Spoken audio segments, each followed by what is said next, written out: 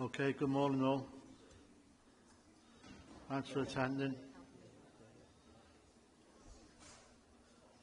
Okay, thank you. Thank you. Today's meeting is being filmed for live and subsequent broadcast by the way of Council's internet site. The images and sound recordings may also be used for training purposes within the Council. As you will see from the agenda papers, generally the public seating areas are not filmed. However, by entering the meeting room and using the public seating areas, you consent into being filmed and to the possible use of these images and sounds recordings for webcasting and training purposes. Proposed public speakers have been made aware of the broadcasting arrangement prior to the meeting. Would all members please use their microphones to contribute to the meeting, and please remember to switch the microphone off when you finish it. Members dialing in remotely, please leave your cameras on. It was discussed earlier that we'd like, it's not a policy, but we would like members to keep their cameras on, because we'd like to, for legal purposes, if you turn your camera off and the vote, there's a question against a vote and you voted and we don't know you've been in contact all the time, there could be some questions asked, so please keep your cameras on. Also, could you ensure that you refrain from using any mobile devices during the committee and any devices are on silent? We have apologies from Councillor Linton. Do we have any declaration of interest? No? Okay, thank you. I'm not going to read word for word or page by page, but could somebody please propose the minutes for the meeting held on the 7th of August? Okay, second. Thank you. Okay, we will have one item on the agenda today. In the minutes, sorry. In the minutes, my attendance isn't marked. I don't know. Okay, could be. Okay, thank you. Okay. Thank you. So we have a seconder for that. Yeah, thanks. We have one item on the agenda today, and it is application number 240524, and this will be presented by Joanne. Thank you. Thank you, Chair. Okay. This application is for the conversion of building into residential use to include a small side extension, construction of detached domestic stable block, standalone bat house, and associated works, including landscaping, formation of a small domestic garden, improvements to access, and provision of 2 parking spaces. The site is shown hatch blue on the slide now, and what we can see on the left-hand side of this screen is the proposed block plan or layout plan. So just to summarise the key points, under my cursor is the existing building. Lost it. Just south of that is the side extension, and then to the left of that is the proposed bat house, and to the right of that is the proposed stables, and other things that will come up in the presentation. Obviously the access, that's quite clear. The residential garden as annotated on the block plan is sort of that darker shade of green that you can see on that layout. You can see a drainage field and an orchard also annotated.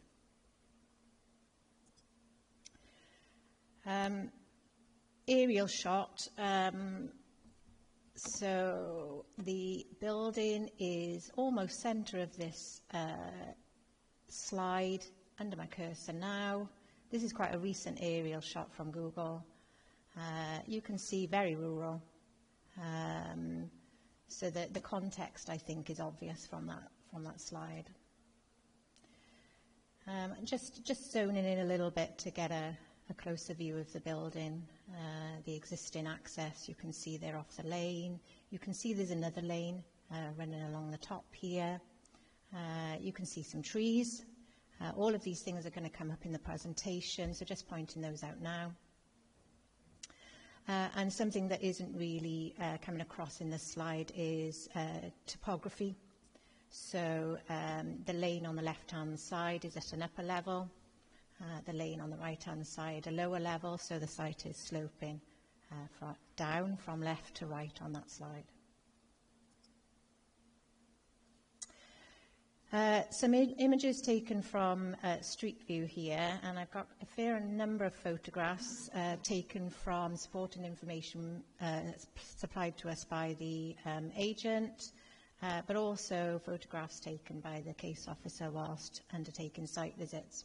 So you're going to see a lot of photos. Like I say, this one's taken from Google. The building that we're concerned with, you can see, is here. And again, these are intended to show you context. I mean, we talk about it being in countryside, we talk about it being special landscape area in the report, but hopefully the slides will show you why those designations are applicable. This is taken from the other side, so from a different direction. This nicely shows us the tree that I will be talking about, which is under my cursor now, and the sloping land that I've already mentioned to you. So this is the building again under my cursor. Images taken from the top road, the higher road, and again really showing that lovely countryside context that we have and special landscape area. This is an existing plan of the building that forms part of the application. Very simple construction, as you can see.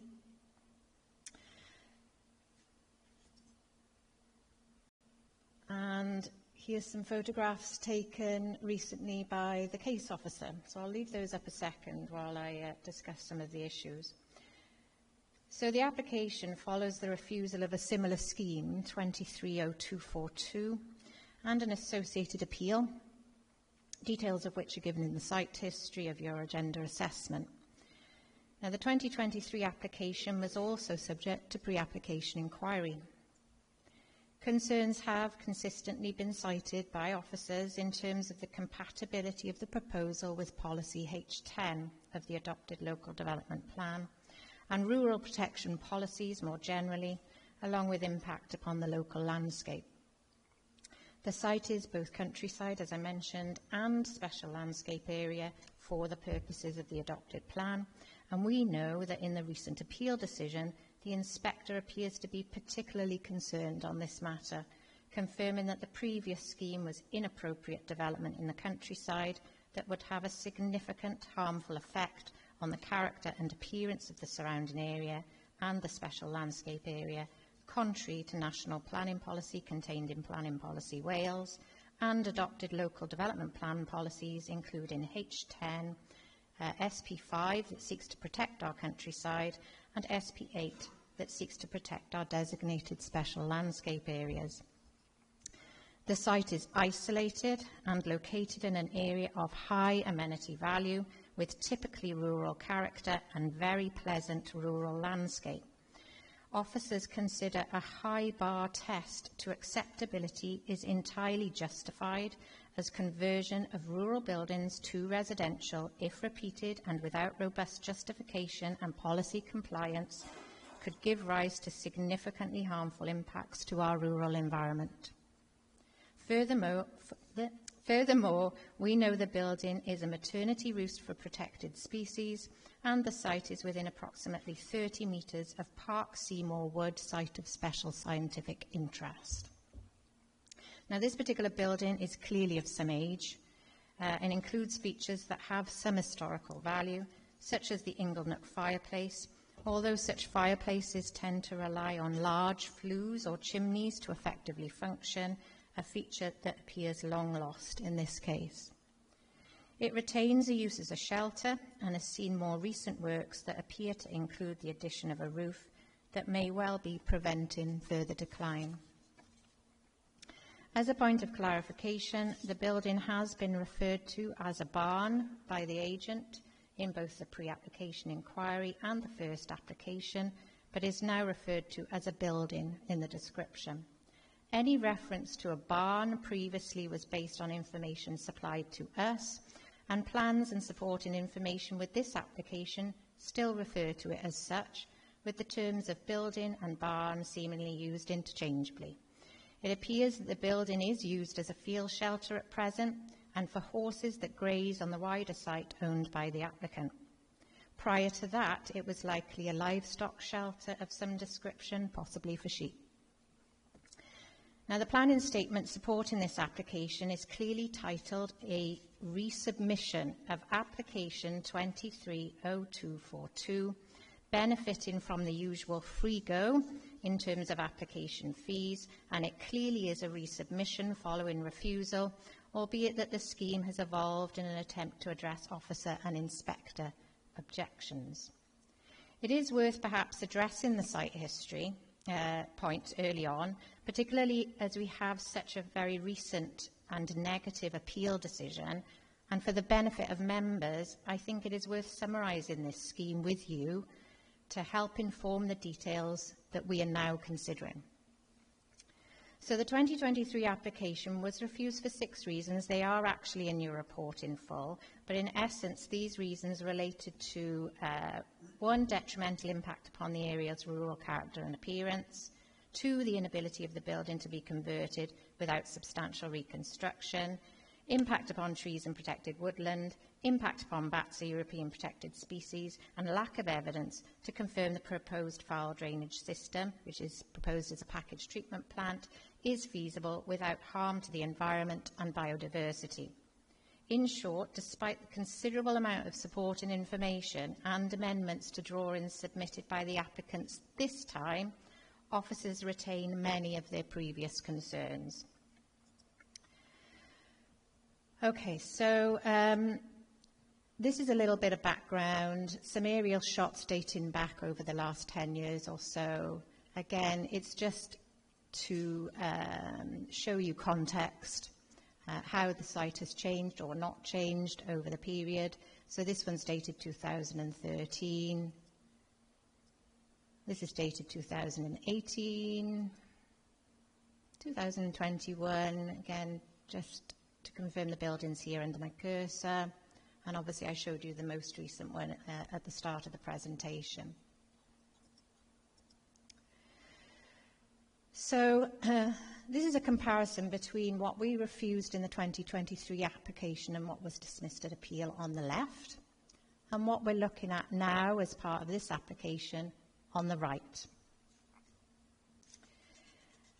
Over and above changes to the design, scale and layout of the scheme, as well as updated support and information, the agent has been keen to address the point of the historical use of the site as a dwelling of some description. I'm going to come on to that in a second, but let's just quickly take you through some of these differences on the slides. So on the left-hand side, under my cursor right now, is the stable block, which had an attached back loft on the northern side.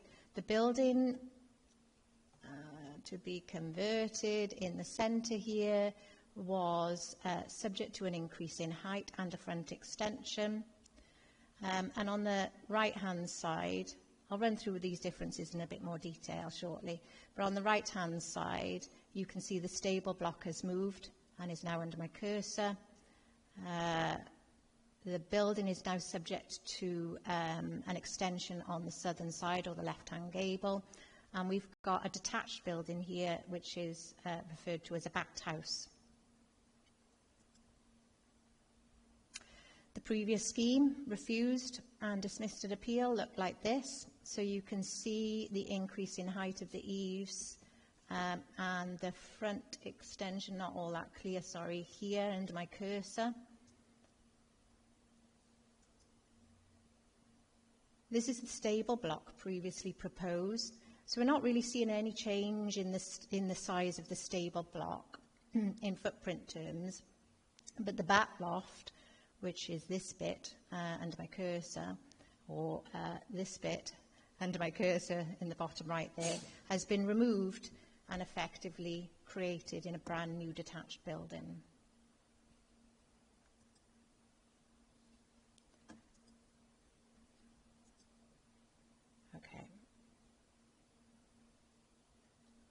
Go back to that sec. So, as I mentioned, the agent has pointed to the historical use of the site as a dwelling of some description in the current submission.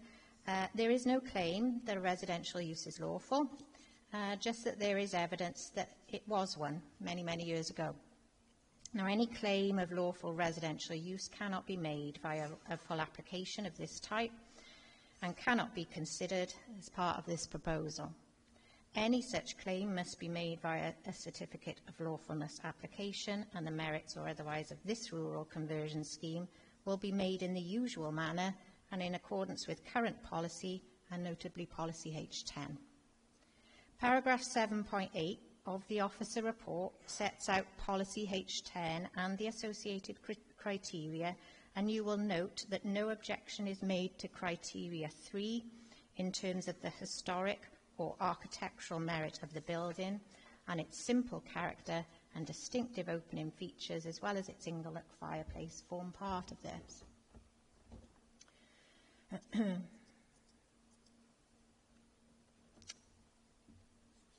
Okay, so taking you through now the plans for the current application, this is what we're now looking at. So the converted building with that extension off the left-hand gable. Some of the changes, obviously new roof, some new fenestration detailing, some new roof lights.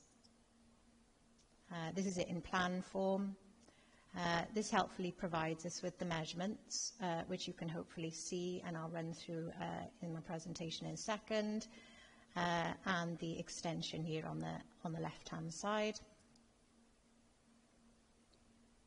And as I say, back to that layout plan that we've seen a few times now, that is the proposal. This one has a little bit more detailing on it because it relates to landscaping in particular.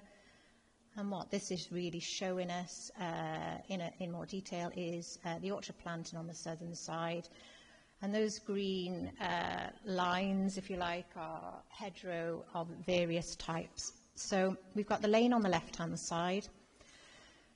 And in pink, what that is telling us is that hedgerow will be taken out, will be removed, and this is to create the visibility for the access and egress. The retained hedgerow is also shown, and there's a proposal to translocate hedgerow. We've got new hedgerow planting around the periphery, and the sort of lighter green is telling us about ornamental hedgerow planting within the site itself. So we've got some sun shining on the one I'm looking at, but basically on the northern side of the access, hopefully you can see some sort of pink shading that is demonstrating the hedgerow to be removed. And under my cursor now, that colour green is showing us translocated hedgerow, and the darker green on the top here is showing us the retained hedgerow. So there's various works proposed to the existing roadside hedgerow as part of this application to facilitate an acceptable access to this residential use. There's the various annotation references here, and I can come back to this if necessary. Okay. This is, again, showing us, sorry, my cursor's on a little bit of a delay, which is why I'm struggling a little bit. So the bat house here, all new hedgerow I've already pointed out around the periphery, and some ornamental within the site itself. There's going to be a standalone patio to the front here and around the immediate periphery of the building itself, and a new timber post and rail fence. We've got the proposed extension on the south side. We've got permeable gravel driveway with turning head, grasscrete then, or additional hard surface in the form of grasscrete to serve the stable building. I think I've probably covered most of it there. And as I say, here's the stable building. Again, helpfully on the plan, we've got the measurements. You'll see it's 15 metres by 5.2 metres, and the elevations are on the bottom of the slide. This is the bat house, in case you were wondering. I think it'll look, to all intents and purposes, like a shed, a very large shed actually, because it's 5 by 5 metres square. It's low profile. It'll be clad on the outside, and I'll explain a little more about this in the presentation. Talked about the topography at the start. We've got some sectional details. So on the top, we've got the existing section and where the building sits. Helpfully, we've got the ash tree, the category A tree here indicated. So this is the proposed section then on the bottom of the slide. So we've got the building to be converted, the middle of those three, the bat house on the left and the stables on the right. And what we know is that there is a degree of reprofiling that will be required to accommodate the development.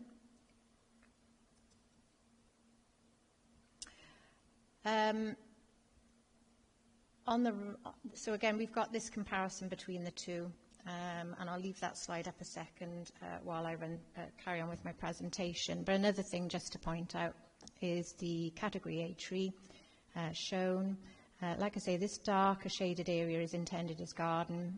You can see here clearly the canopy overhang on the garden space.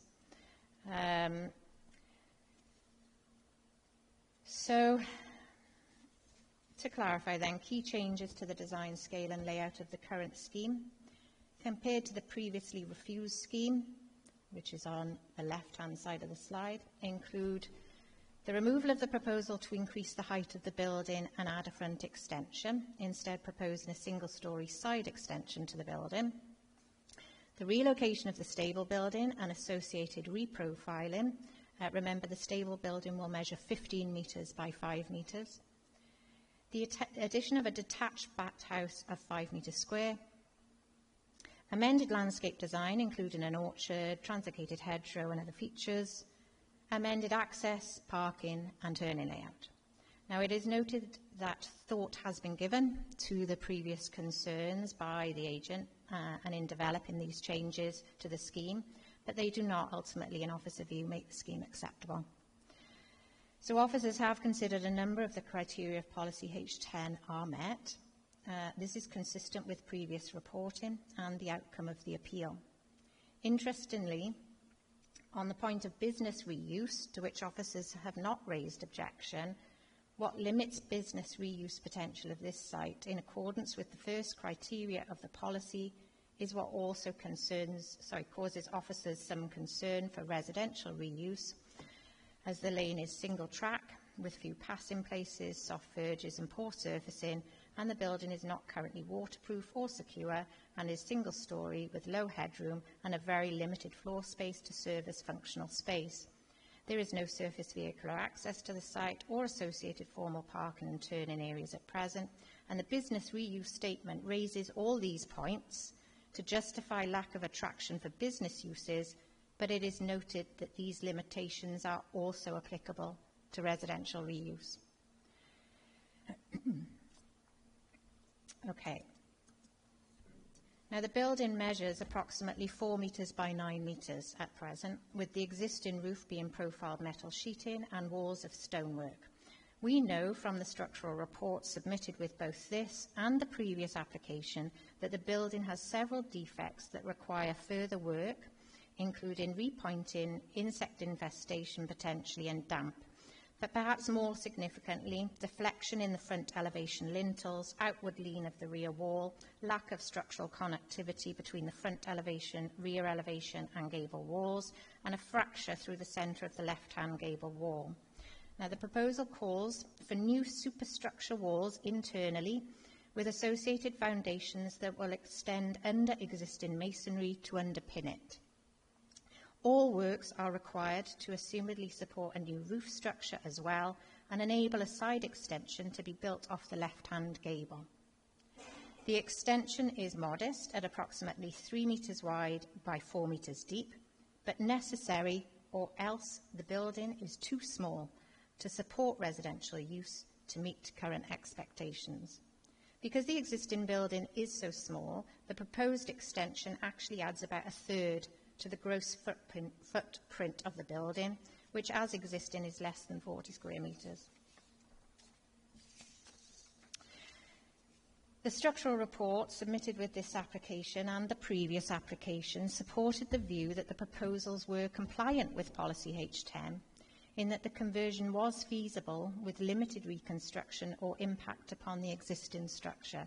Now, we know that officers and the inspector disagreed, but we also know that the current proposals have been amended, and the increased height has been removed from the scheme, as has the proposed front extension. Now, this arguably makes this point a more balanced one, but in practice, the works required, when compared to the very limited scale of the building, are significant, and officers feel it reasonable to adopt a precautionary approach to this consideration. We know that the structural report advises that land to the rear of the building is also reprofiled to prevent the rear wall from acting as a retaining structure to adjacent land, and a specialist stonemason should be commissioned to repoint washed-out mortar and residual fracturing of walls. We know the new roof will need to be to building control standards, and works to the top of existing walls to support any new timber framework is likely necessary, in addition to localised underpinning.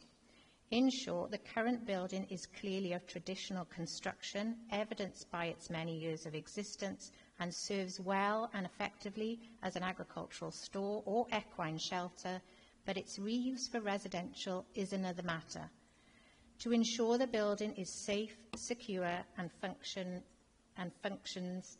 and meets today's expectations and standards as a residence, it will require structural interventions that in a building of this size amount to works of significance in our view.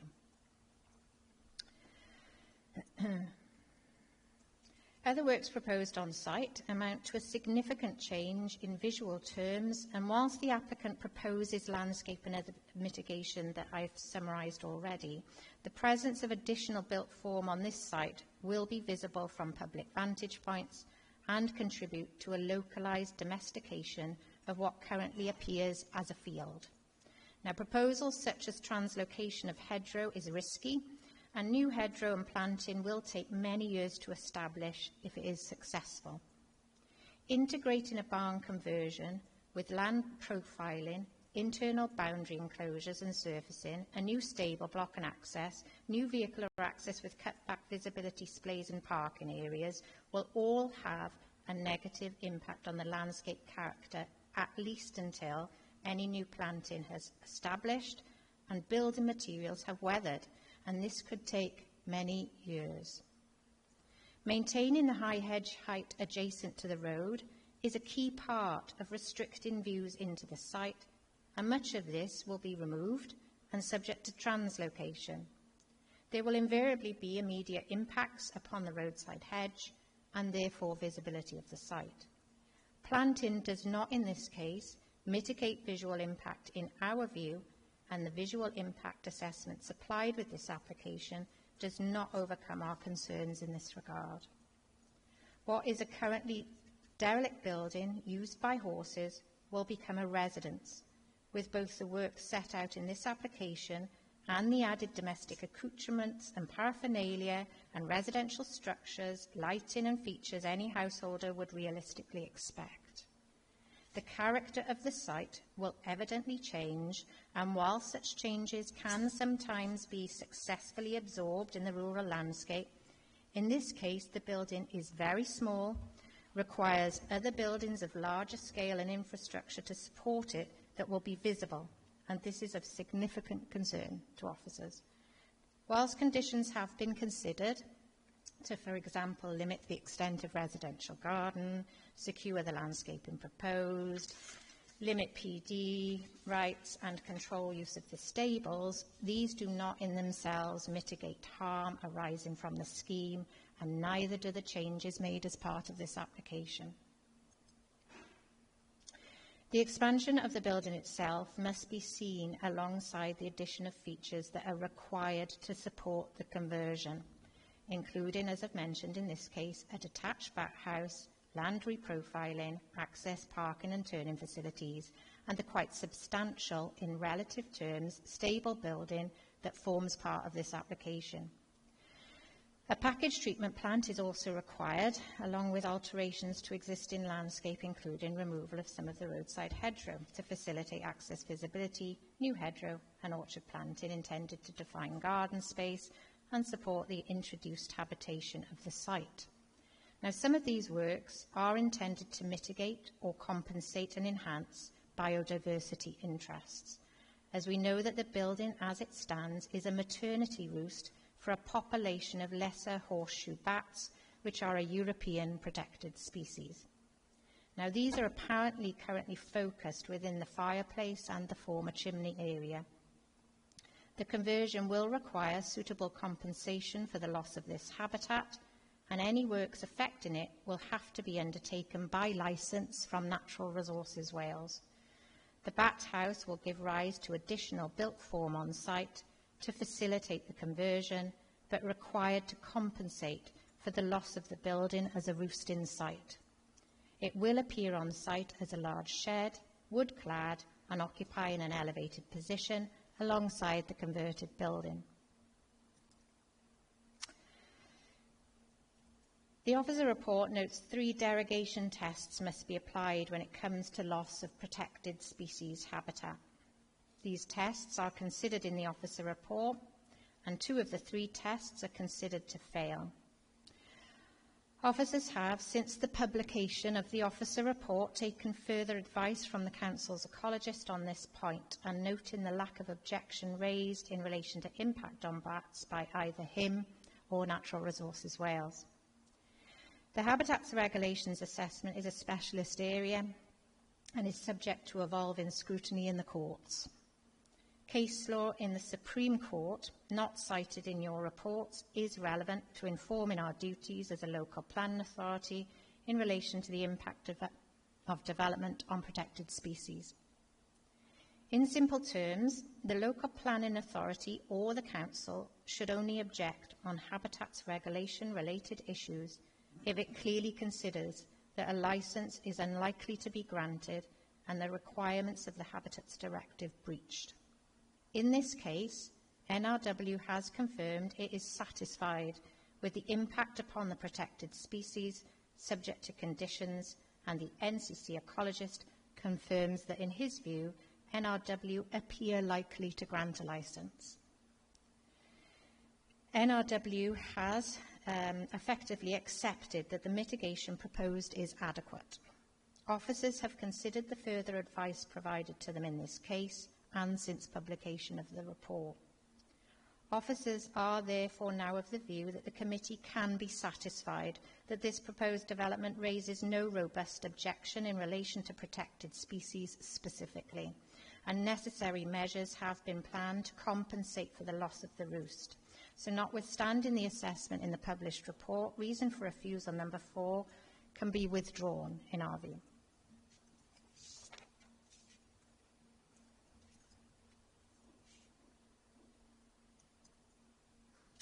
On the matter of trees specifically, a Category A tree exists behind the building. I've mentioned it already. It's shown on this photo under my cursor, and it is impacted by the development. So another Category A tree sits behind this again and is less affected. Plans indicate the tree affected will overhang the primary garden space and will be elevated above it. The tree officer has expressed concerns for this arrangement and associated works such as grass seeding that will take place in the garden area within the root protection area of the tree. Now, the elevation and size of the tree is significant in comparison to the modest building, and having regard to its proximity to the rear elevation and the dominance of the rear garden space, future pressure to lop or potentially fell seems a reasonable risk. Impact upon this tree forms a reason for refusal. Officers have also included a drainage reason for refusal. This replicates an objection on the earlier scheme that was upheld by the appeal inspector, and officers have expressed some concerns regarding surface water drainage details in the report, but are satisfied that this will be regulated by other parties, such as the Sustainable Drainage Approving Body, or SAB, and consequently does not include a reason for refusal on this point. However, foul drainage requires a packaged treatment plant to serve the development, as access to main sewerage is not available in this location. At paragraph 7.29 of the officer report, we have cited the inspector's remarks on this point. At that time, it was clearly understood that a licence would be required from Natural Resources Wales to discharge from the plant to ground, and whilst details of the plant were provided, evidence of the ground's ability to percolate and appropriately drain the discharges from it had not been given. I note that this information is now supplied in support of this application, and confirm that officers recommend reason for refusal 5 is withdrawn. Finally, the site is unsustainable and the proposed development would be car dependent. It will also lead to an intensification of the use of the local country lanes, including by potentially larger vehicles required for transporting horses. This could lead to an increased risk of hazards arising from opposing vehicles, meeting on constricted roads and tight bends, and tortuous and long reversing manoeuvres, detrimental to highway safety and the free flow of traffic. However, the Council's highway officer does not raise an objection in this respect, as considers traffic generation will be low, but he does not support the proposal on lack of sustainability grounds. The proposed development conflicts with policy SP1. So, to conclude, Chair, this scheme raises numerous issues. Of the 7 reasons for refusal in your reports, I now recommend 2 are withdrawn, having had the benefit of further advice. These are reasons for refusals 4 and 5. The other objections stand as robust in our view, and consequently the recommendation is to refuse for those reasons. Thank you.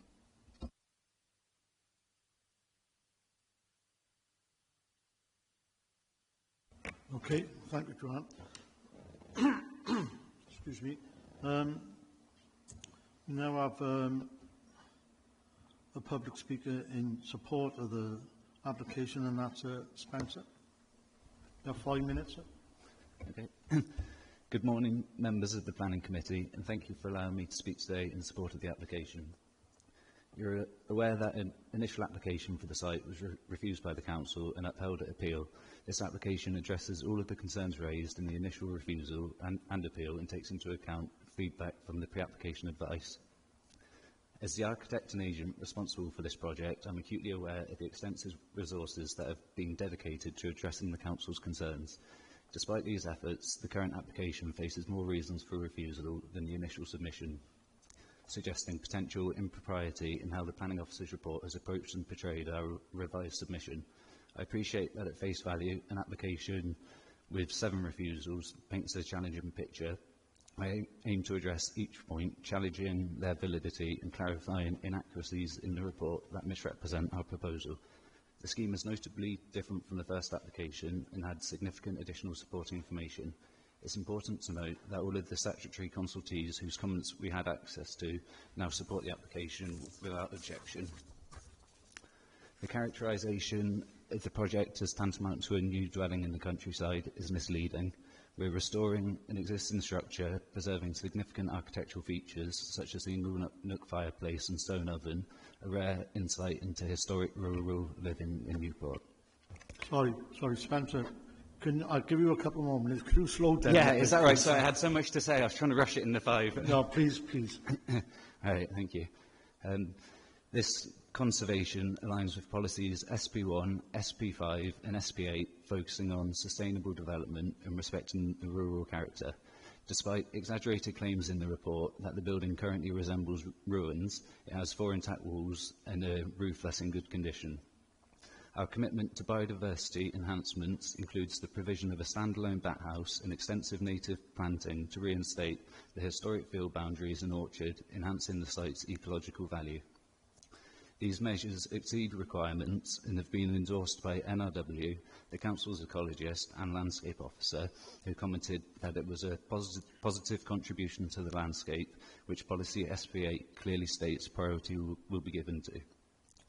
Contrary to the officer's comments, a detailed structural report carried out by Quorum Engineers confirms the structure's capability for conversion with minimal intervention, preserving its historic integrity and ensuring compliance with Policy H10.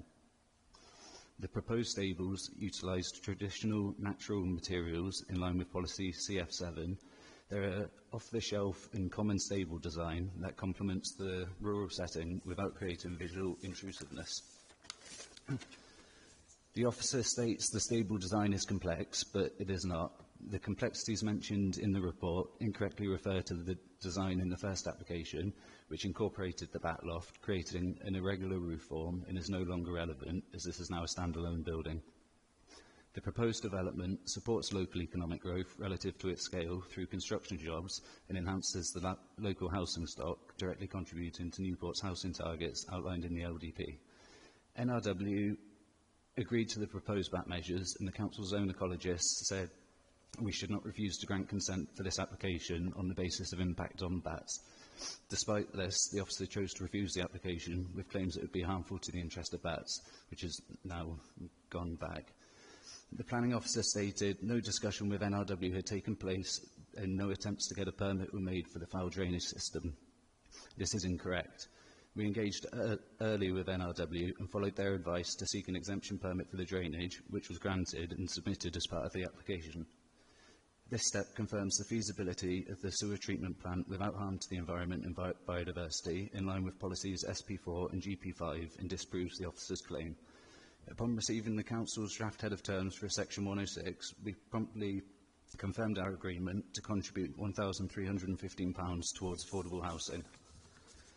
The term significant adverse impact using the refusal wording is disproportionate to a development of this scale, and the reason for refusal is misleading, as the Section 106 had been agreed in writing. Our submission included a full arborist report detailing protective measures for key trees in line with Policy GP5 and SP9. Unfortunately, the tree officer's comments were not published online, nor sent to us despite requests, hindering our ability to address them fully and fairly. We are prepared to meet any additional conditions to protect these ecological and historic assets. To conclude, the proposal is thoughtfully designed to enhance the site's ecological and historic value, adhering closely to Newport's LDP, which is backed up by the comments of the statutory consultees. The simple and appropriate design of the stables, modest extension and bat house, along with our efforts to enhance biodiversity and maintain the structural integrity of the historic building, demonstrate our commitment to responsible development. I trust that the clarifications provided today gives you peace of mind that the objections outlined in the reasons for refusal are false. Thank you for your thoughtful consideration of our application and the extra time. Michael Spence, just over, so you're okay, thanks. Okay. We also got the ward member who would like to speak on this. Councillor Mockford. Thank you, Chair. Do you want me to stand up or shall I sit down? I'll sit down. Okay, so I do have an unlimited amount of time, so I won't be rushing this. There will be some pauses. Okay, there's a lot of information to take in on this application. I've been in your position. I know how difficult it is to be bombarded with lots of facts and figures. I've listened to what Spencer said and his counterclaims, and I think there are many, and I think they are worrying a little bit. So anyway, good morning. Thank you for the opportunity to talk on this planning application. This is a new application. It's different to the one that went in. And it's based on the redevelopment of an historic property in Penhow, and therefore in the semi-rural ward of Bishton and Langstone. I've been informed, and it's been shown today, that this application is not simply a resubmission of a previous application, 230242, and it may therefore be unintentionally confusing to say that this application was also dismissed at appeal. This application clearly has not been dismissed at appeal because it hasn't gone to appeal. Okay. The application before you today is in many, many ways different in design and layout. We might, as we listen to what's being said, be playing with words, but words really matter.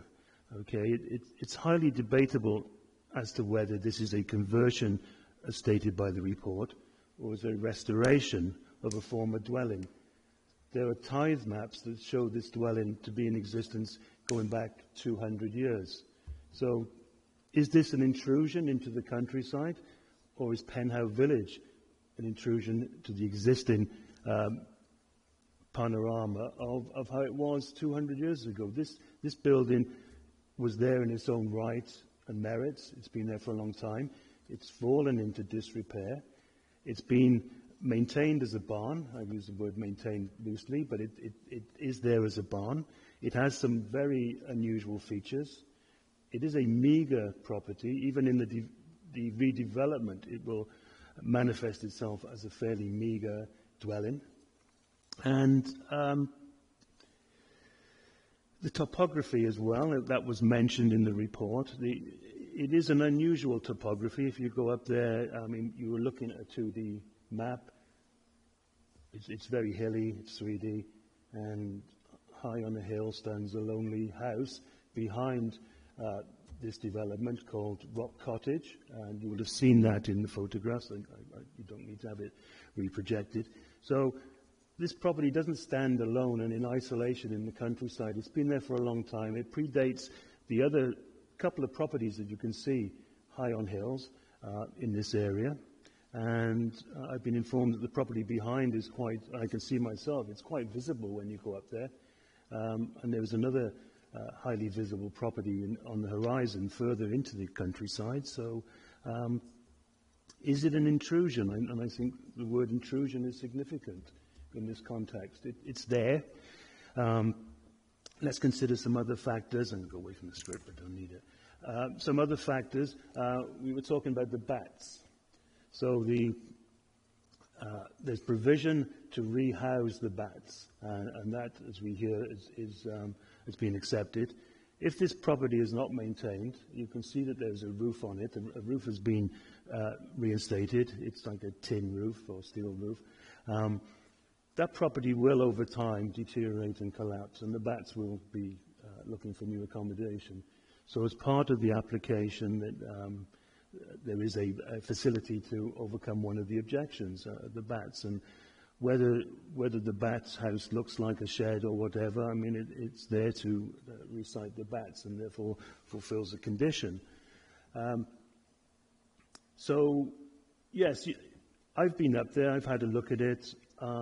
I think it's the right thing to do to have called this into committee, because I think there's a lot of complexities and confusions. We've heard that some of the objections have been withdrawn. We've heard that this application is not the same application that went in before. We've heard the architect, although I sympathise that you didn't have much time and you had a lot to say, but raised some real challenges to the officer's report that may or may not be valid. And I think it's very challenging for you to make that snap decision, when we have two sides of a coin here. I think the committee would benefit from actually taking a closer look at this. Thank you. Okay, thank you. Okay, we have no other speakers, so I'll now open the floor to questions. Councillor Jordan. Yeah, thanks, Chair. Just a quick thing. Can somebody explain to me then what a package treatment plant is?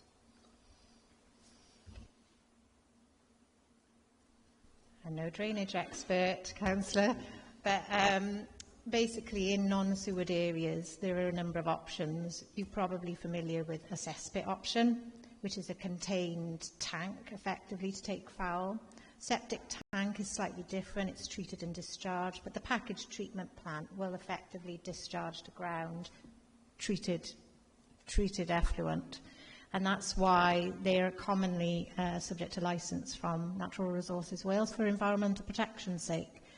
Now, the report points to previous objection in terms of the details, because as you can appreciate, over and above the technical details of the plant itself, we need to be quite confident that the soil conditions, the localised ground conditions, are suitable for this type of treatment and won't cause environmental harm.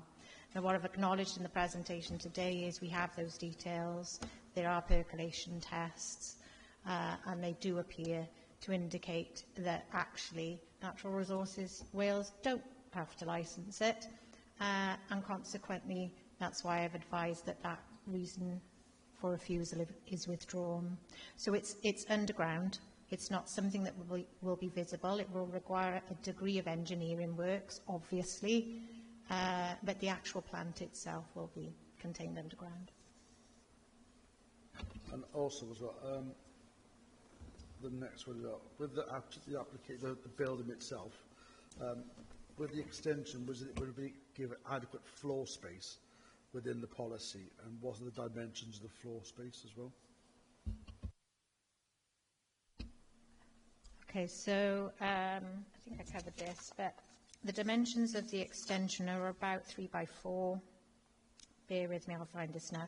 The existing building measures about 4 by 9 metres.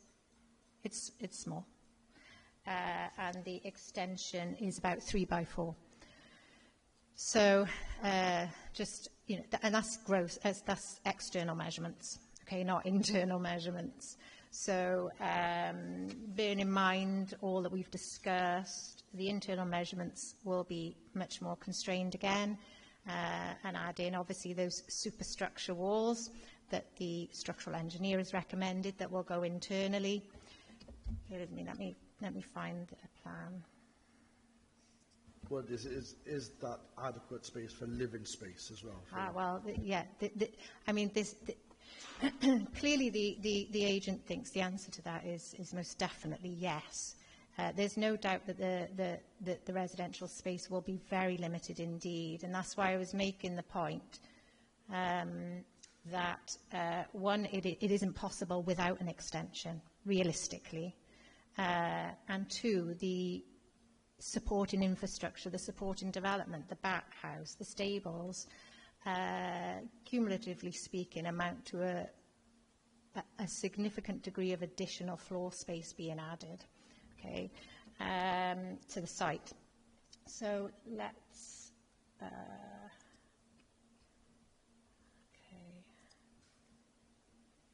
let's see if I can take you back.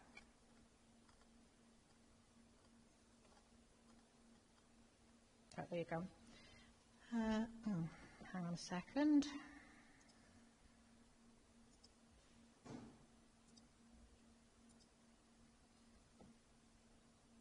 There you go. So that's the proposed floor plan of the building, proposed as a residence. The green walls, I should have explained, are new. So the green shaded areas are new. So we've got the obvious new extension on the left-hand side. And the new walling internally to help support this structure are also shaded in blue, in green within the existing footprint. So this is a very small conversion. We've seen conversions before. We see them. It's not uncommon for us to get rural conversions. I'm not sure I've seen one this small. But ultimately, you know what our concerns are. Your point is a very valid one. Is this a viable residence by today's standards, of course? Yeah, like so we always, when we go back to the local development plan of the house, and we look at the internal layouts of each properties, everything else, there's got to be an adequate a set like 50 square metres of living space. Mm-hmm. Does that sort of hit our threshold for something like that?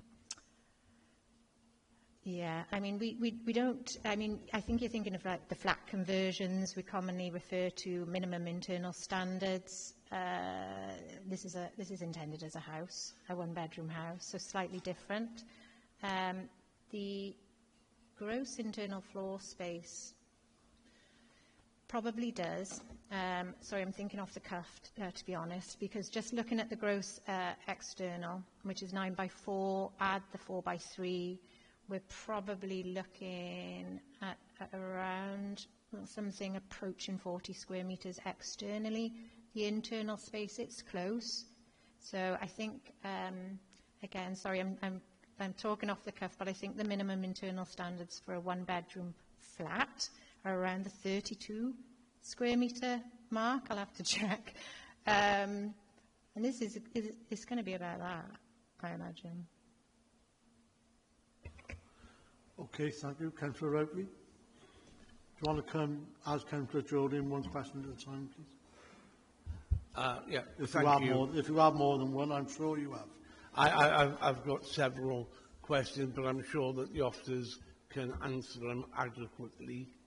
I'm going to start off, first off, and it is a relevant question. Do you consider this as a new application? Yeah, it's a new application. Okay, so it's Yeah. a brand new application. Thank you.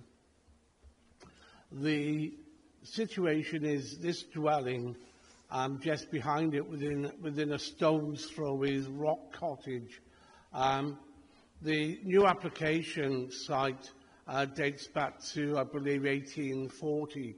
The construction of Rock Cottage came after 1840, but I understand that that different planning laws were actually in place at that time. And Rock Cottage is quite a substantial building that one could easily say is a blot on the landscape. I wouldn't use those words, but I can see how it could be used.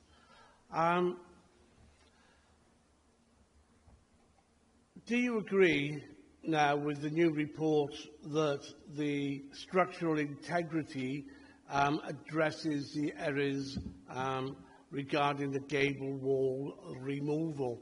So one of your issues with the structure of the place was it wasn't very good, but now there's been a detailed report submitted. Would you agree that that sort of mitigates any objections there or observations on that one? We still hold a structural reason for refusal. So there's been a structural report submitted with the 2023 application dated October 2022. Okay, and we know that's been tested at appeal. And perhaps not unsurprisingly, that structural report said it was entirely feasible to convert this building and extend it in the manner proposed in 2023. The structural report that accompanied this application is the same report, only updated insofar as it deals with the change in the plan. So that extension off the left-hand side, the removal of the lift in the height. So not unsurprisingly, it comes to very similar conclusions that the structural engineer that did the report considers conversion entirely realistic and achievable. Thank you. Visual impact. There's been a new visual impact assessment done, and it's received positive feedback from the council's landscape officer, and actually the project actually aligns with the local character of the area. Would you agree to that? It depends which bit you want me to agree to, Councillor. So I can confirm that the landscape officer has raised no objection. I can confirm that the landscape and visual impact assessment confirms that there's no landscape impact or no harmful landscape impact. But as hopefully I got across in my presentation, officers don't agree. Okay, so I've got 2 ticks so far. Ecology compliance, well, we've dealt with that because you've withdrawn objection 4, and I'm glad to see that has been withdrawn because the ecologists and the National Resource Wales actually said they're likely to issue the BAT licence. What I'm concerned of, if this building goes into disuse, how are we going to secure the habitat for the protected European species of bats? Because the application secures the future for the protected European species. If we allow it to go into disuse, which it quite easily could, we have inactively participated in making this protected species homeless. Would you agree? I think you mentioned, Councillor, the building's been there over 100 years. Yes. The bats are very happy in the building, it seems, at the moment. It's a maternity roost. I think for about 58 bats have been counted. And that's whilst it's being used as a livestock shelter, an equine shelter. Now, the fact is, to convert it to residential use is going to impact on the bats. And they'll have to be provided with a new residence in the form of a bat house, which may or may not be attractive to them. I don't know, I'm not a bat expert. But seemingly NRW are satisfied with that.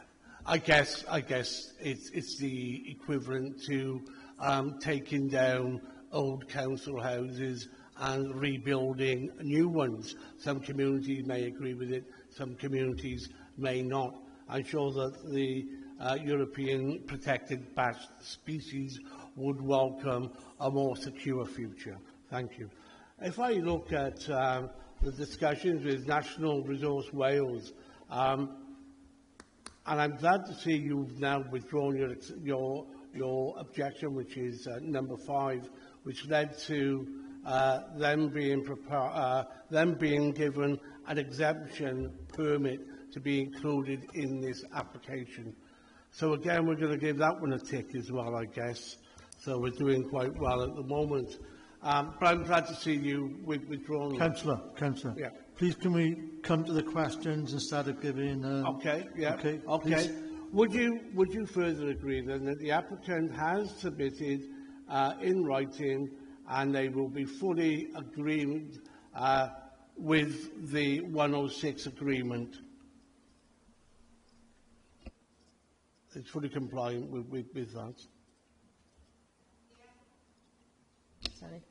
The applicant has agreed the heads of terms, but we know, based on the Dear Chief Planning Officer letter, that we have to include it as a reason for refusal because there is no actual signed Section 106 agreement. So that reason for refusal is robust. So we've withdrawn that, have we? No, you still got No, that we need that reason for refusal. But yet they say that they've fully committed in writing to providing that to you.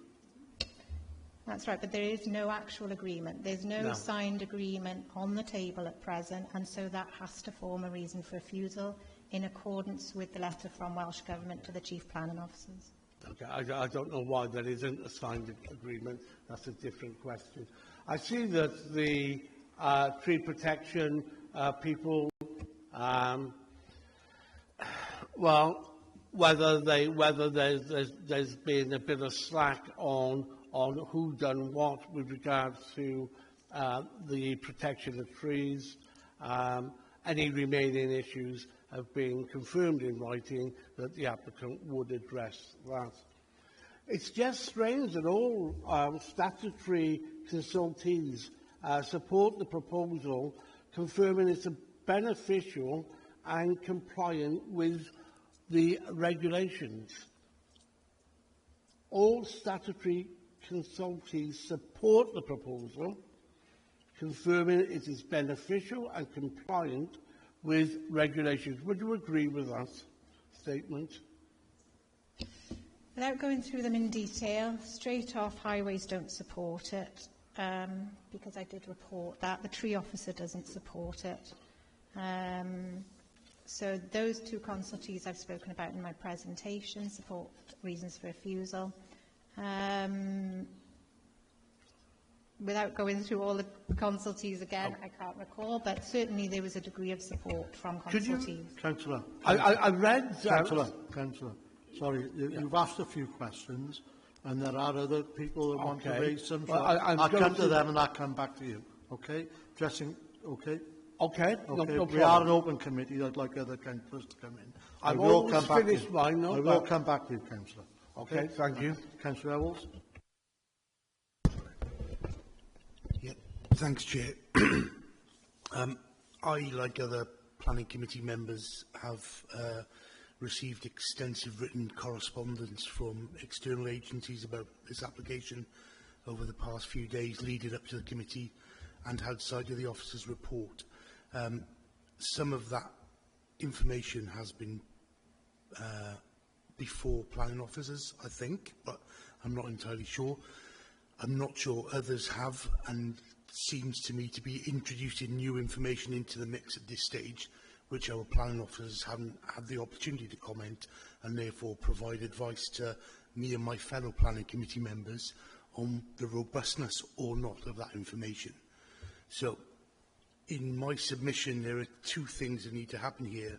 From the information that I've been given, I feel that the planning committee should instruct a planning site visit so we can have a look at the nature of the site. We're told that it's complex in topography and that other buildings sort of come into play in terms of question about visibility and splay and all the rest of it. So my proposal in the first instance is that the planning site committee is arranged and then the planning committee attends site and then perhaps debate the matter further afterwards with the benefit of a further officer's report commenting upon the information that they haven't yet had an opportunity to comment on, and I don't feel I can make a determination on without their advice on the robustness or not of that. Thanks. Okay, thank you. Thanks for the proposal. I'm going to put that to one side at the moment until we finish the questions, and then the committee can vote on that, okay? Councillor Perkins? John, could you put the floor plan back up, please?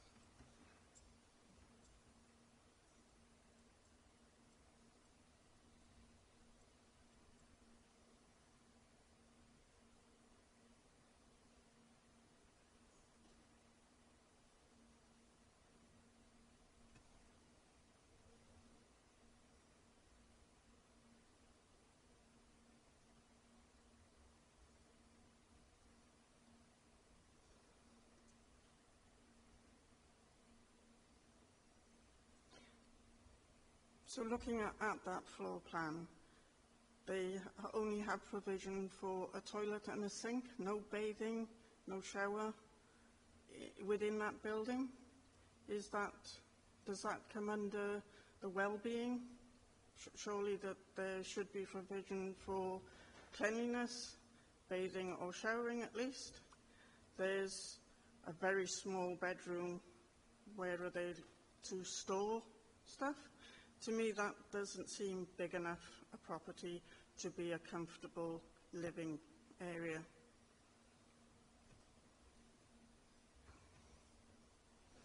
Is there provision for bathing? You're quite right. There's no bath or shower shown. I can only assume that it's their intention to provide one, but your point about this very limited scale of it has already been raised, and it is a valid one. I referred to the relativity of what's proposed a few times in my presentation. So, as I've said before, the extension is necessary, clearly. The extension taken by itself is small, but relative to the existing building is quite significant. Add in the detached buildings as well, and even more significant, because those buildings are also required to support this conversion. But as you say, there's no doubt at all, it's plain to see the floor space of this is going to be very limited. Okay, thank you. Councillor Wright, you'd like to come back? Thank you, Chair. With regards to highways, I do note that that the officer is right, where they actually said that highways are not supported on the basis that the location is not sustainable.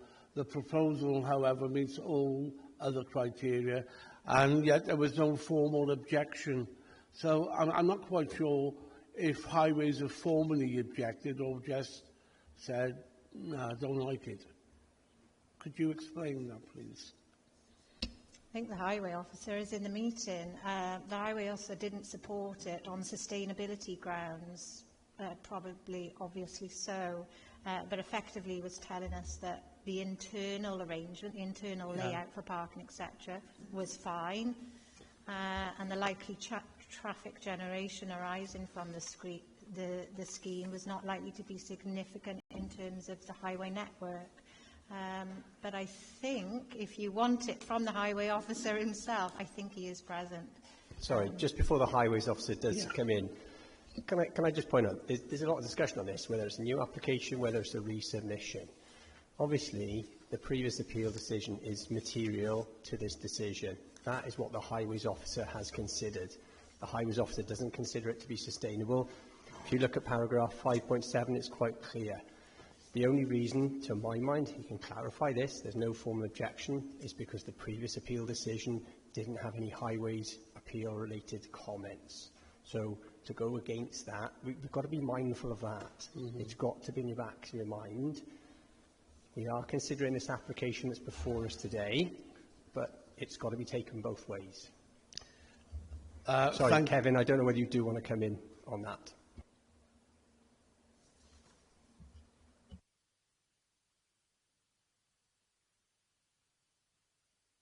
Sorry, Kevin, do you want to come in? What would you say? There's not a Kevin up there. Hello, it's Simon here as the Highways Officer. Kevin commented on the application and obviously made comments on the sustainability, but from a highways point of view, obviously our main concern is highway safety and parking. So on those grounds, he made no objection, but sustainability is obviously a broader planning policy, and from the transport element, he's considered that not to be sustainable. Okay, thank you. Okay. Wow. Well, you know, listen, I know this area quite well, and I know that highways have no... Sorry, Councillor. The decision has been made. Yeah, fine. Can we just carry on to your next question? Okay. The building itself is I think when we look at playing with words, I believe it was a former dwelling that is changed use over years. So originally it started as a dwelling, and because I've never seen a barn with a bread oven and a chimney in it before, so that leads me to believe it was a habitat.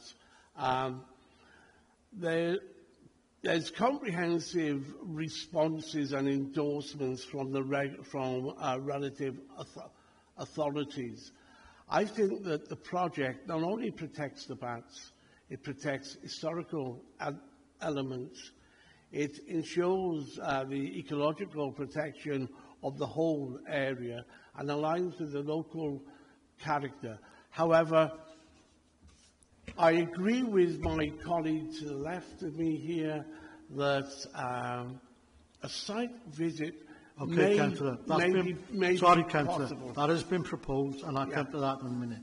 And with the bats, provisions have been put in for a bat house, and if this is not passed today, or if it is refused, nature will take its course in my concerns with bats. Okay, thank you. Councillor Calvin-Norton. Thank you, Chair. It's a continuation, really, of what Councillor Perkins was saying, because it was something which I was quite mindful of. I can't really see this being a family home, which I think is one of the comments that was made earlier, where there's reference to the housing requirements. If I'm being completely honest, the whole property smacks of an Airbnb or a holiday cottage. So do we have any view as to whether or not this is actually going to be converted to be somebody's home, or is this an investment opportunity that somebody is undertaking? Now, I don't know whether that's relevant or not, but it kind of brings into question this whole argument about the housing requirements. Thank you. Thank you. Councillor Horton, yeah, a perfectly legitimate point. So, one of the criteria in policy H10 is the requirement for a business reuse statement. And the business reuse statement, I did touch upon it in the presentation. We're not raising an objection on it, and we didn't last time, and neither did the inspector. But basically, the business reuse statement should take account of the potential tourism use of properties such as this, whether that's B&B or some other form of tourism use. But the business reuse statement, that is part of it. That is something it should consider. Now, we have a business reuse statement with this one, and unsurprisingly or not, it says that just isn't, it's not appropriate. So business uses, whether that be industrial or tourist, not really viable.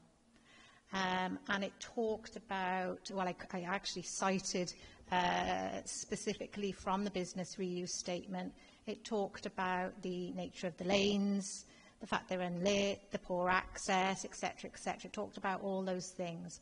And I actually cited those to you in my presentation because they're constraints that apply whatever the use, in my opinion. So the business reuse statement concluded no viable business use, and when it came to tourism, said that there's plenty of other similar tourism facilities in this area, and so this one wouldn't be attractive.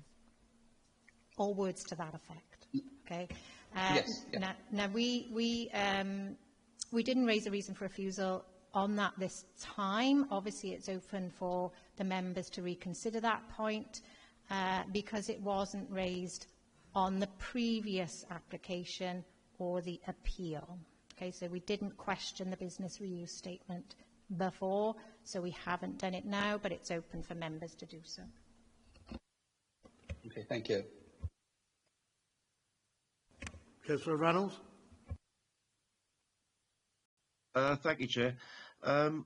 It's following on from what Councillor oh, my mind's gone blank, sorry. I forgot your name, sorry. Anyways, following on from previous comments, it's about the submissions that we've had from a councillor, actually, from another authority, quite an experienced councillor. He was at pains to explain his experience to us and his knowledge of planning and his membership of planning. I'm surprised that he didn't find it inappropriate that he was picking off individual councillors without sending that information to officers. And I'm slightly concerned that we've been sent information on an individual basis that officers haven't had a chance to respond to.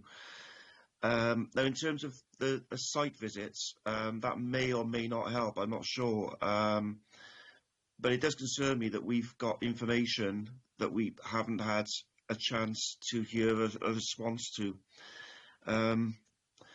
So, yeah, that concerns me at the moment. In terms of the actual application itself, we've just come off a training session where we were reminded that we only have to consider planning considerations. There's a lot of other things being mentioned this morning that aren't necessarily planning considerations, and the more I'm hearing, the more I'm finding it difficult to go against the officer recommendations. I'm not hearing anything really that's going against, in terms of planning considerations, what's going against the officer's recommendations. That's my feeling on it at the moment, but I am concerned, as I say, to get these communications sent on individual basis from experienced councillors that hasn't been sent to the officers as well. Okay, thank you. Thank you, Chair. Councillor Jordan. Yeah, thanks, Chair. Just another quick one with the sighting of the barn, with the stables. How close is it to the actual main road itself, and what's the construction of it as well, please?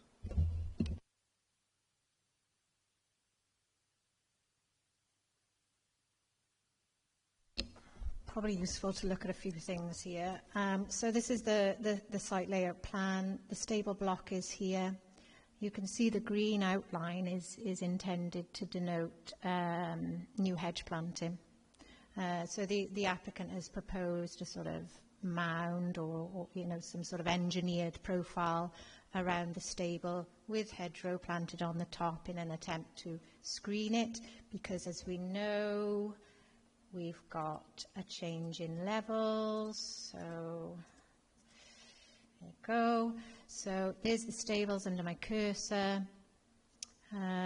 So it doesn't actually show the profile and the proposed hedgerow, as far as I can tell, but my understanding from the section is this is the lane at the bottom. So from that we can glean that the stables is elevated. I'm not going to say that that's an accurate portrayal there of the hedge. I mean, the height and size of the hedge is variable, it's cut, etc., etc. So if we just take a look at the photos.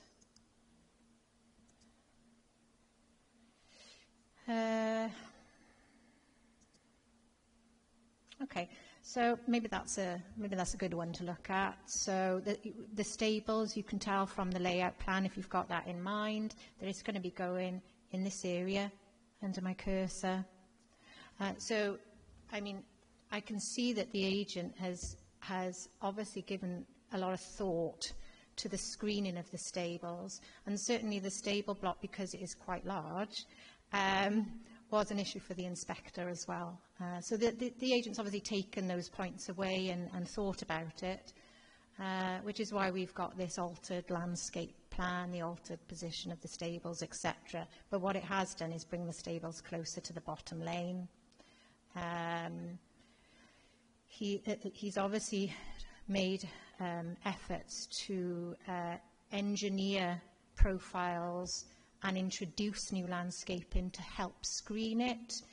But I think, as I mentioned in the presentation, all these things take time. The building will look new.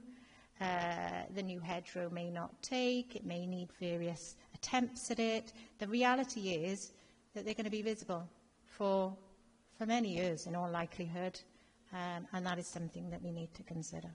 Yeah. What's it made? What's the stables made from?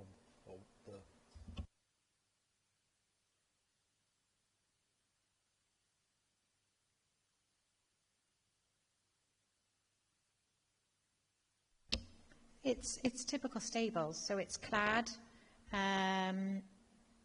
wood clad. So it will age, it will weather.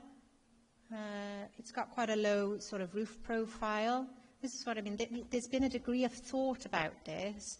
However, there are specific circumstances in this case, and you can't look at the stables in isolation either. There are other works going on that will have a cumulative effect on the rural landscape in this particular case. Councillor Watkins. Thank you, Chair. I've got three queries. Really, one is I am concerned that Highways haven't objected about anything on there to a certain extent. And the reason being is we're talking about 5 stables, or 5 horses being kept there, and possibly using it as a riding school. If that's the case, where's the parking facilities for people attending on the site? That's the one question. The other one is the bat roost. As the officer mentioned, you can provide whatever type of bat roost alternative you wish. It doesn't mean that the bats will actually go there. And I am concerned that if it's not appropriate, then the bats will just move elsewhere. That's the second one. The third one is the topography of the building. They're talking about removing some of the material from the rear of the proposed dwelling. How does that affect the tree which is at the back? Obviously the tree roots will be very close to that, and I'm concerned that it will affect that and also affect the standing of the rear wall of the proposed development, the house. Okay, on the point of the stables first, there is no proposal for livery or commercial use of the stables. They are intended for domestic purposes, ancillary to the occupation of the proposed dwelling. And it's on that basis that Highways have commented. Now, if members were minded to consider this acceptable, for example, that is something that we could seek to control through condition, i.e. to ensure that it is actually operated in the way they say it's going to be operated. No comment on the bats, because I've already said it myself. As for the topography, sorry. As for the topography, yes, the structural engineer has proposed that it's reprofiled directly to the rear, I think because there's damp issues, amongst other things. We know from the tree officer that she's not totally satisfied with the information, and so that forms a reason for refusal. You're quite right, whether the reprofiling will have an impact. She hasn't raised that specifically. But clearly we do need some more information about the impact on the tree, and I've raised the added factor of the canopy, longer-term expectations of any resident in terms of its overhang, pressure to fell, pressure to lop, etc. The point you make about removing the soil and how that impacts the structural integrity of the rear wall is something that crossed my own mind, but I am not a structural engineer. I'm not an expert on it, and so it's not a concern that has been raised. In fact, it's something that has been recommended by the structural report submitted to us for consideration, but you know that we've got wider concerns about that anyway. So I can't honestly say. I thought about the point you made myself, but I can't confirm it because I'm just not an expert in that, and we actually have a structural report that recommends it. Chair, could we have the condition put that it's for private and personal use and not for commercial use on those stables because of the parking issue? Sorry, Councillor. The recommendation is for refusal of the application. If members were to go against it, we need to consider, the suite of conditions, but we haven't gone that far because we think the proposal is unacceptable. Okay, I just got a couple. So you mentioned in the report about the foundations would need strengthening. And again, on the constructional side, I don't even know what a brick looks like. So the pointing of the building would have to be done to strengthen the building before foundations are repaired? I can only tell you what the structural report says, Chair, because, like I say, I'm not a structural engineer. I haven't got expertise in this area, but the structural report that we've been asked to consider recommends a variety of things, including that a stonemason is appointed to repoint, because a lot of the pointing has been washed out over the years. There's cracking in the walls that is visible to any layperson. You don't need to be a structural engineer to see that. I'll just go back to some photos of the interior.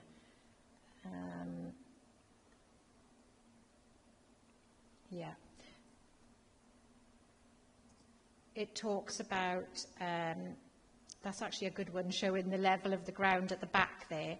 It talks about that there's evidence of the rear wall leaning out. There's evidence of damp, which means reprofiling at the back will be required, and you can see that it is acting partially as a retainer. It talks about the four walls, or at least three of the walls, effectively starting to separate on the corners, or that's how I read it, and so that lateral restraint will be required. We obviously are going to need a brand new roof structure on top of the existing walls, which, bearing in mind their age, are just random stone, probably, in fact, likely no foundation.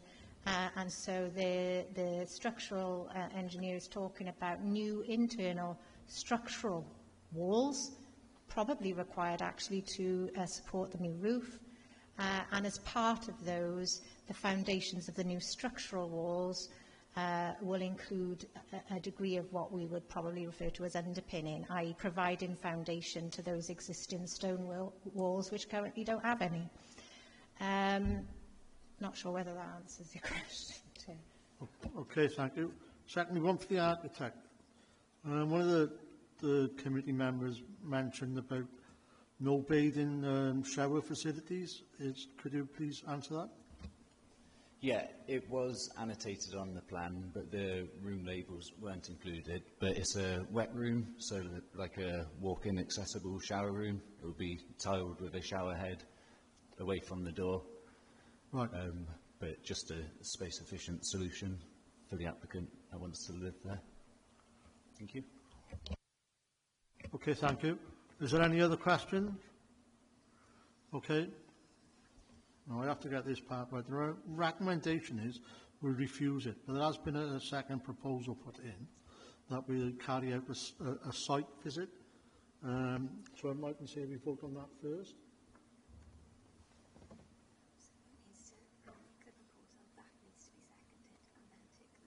Okay, so we have a proposal that we carry out the site visit. Do I have a seconder, please? Councillor Jordan. Could I vote on all those in favour of a site visit? Can we stop sharing? All right, sorry. Yeah, Councillor. Wait, 1 sec, sorry. All those in favour of a site visit, please raise their hands. So that's 1, 2, 3, 4, 5. Thank you. All those against the site visit, please raise their hands. 1, 2, 3, 4. And the abstentions. So that is passed that we have a site visit. So we don't now vote on the refusal. We have to have a site visit and then we address. Do we need to record the minute reasons for the site visit? Right, so we now need the reason. Sorry, Councillor Owls. We need a reason why you would like a site visit.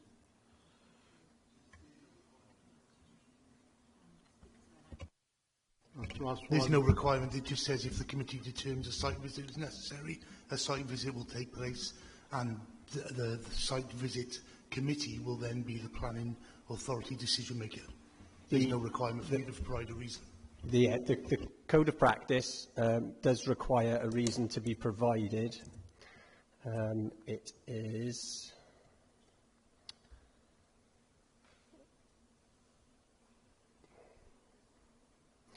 12.5. The reasons for the visit should be agreed and recorded as part of the minute of the meeting. In the code of practice, committee code of practice, 12.5, last sentence. I looked at our constitution. It's not in there on the standing orders in the appendix, but that's okay. I haven't got the code of practice.